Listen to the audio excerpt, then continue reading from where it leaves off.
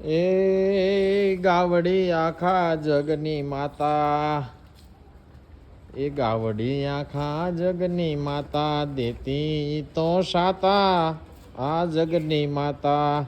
ગાવો વિશ્વસ્ય માતર, ગાય એ વિશ્વની માતા છે.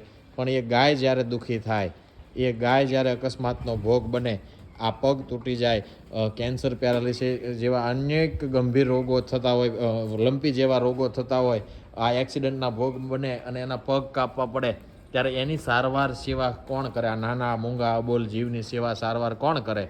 કમોડીનો રોગ થાય, આ રીતે પશુઓને શિંગડા દૂર કરવા પડે, ઓપરેશન કરવા પડે, સર્જરી કરવા પડે, તો એના માટે એની સેવા કોણ કરે? ત્યારે સદભાવના વૃદ્ધાશ્રમ દ્વારા સંચાલિત સદભાવના નિઃશુલ્ક પશુ હોસ્પિટલ આવા અબોલ જીવોની સેવા કરતું, મૂંગા જીવોની સેવા કરતું, આ બીમાર હોય, કંઈ કેટલી ગંભીર બીમારીથી પીડાતા હોય, રોડ અકસ્માતમાં ઘાયલ થયા હોય, તેમજ આપણે કલ્પના ન થઈ શકે એવા ગંભીર રોગથી પીડાતો આ ગૌ માતા છે, આ ટ્યુમરથી પીડાય છે, એની સેવા એની સારવાર કોણ કરે?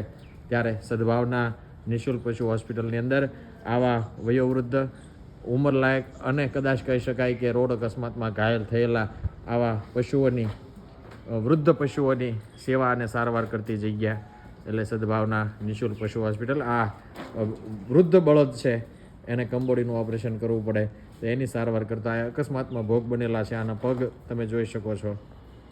આવા અબોલ જીવો માટે સેવા કરતી સંસ્થા.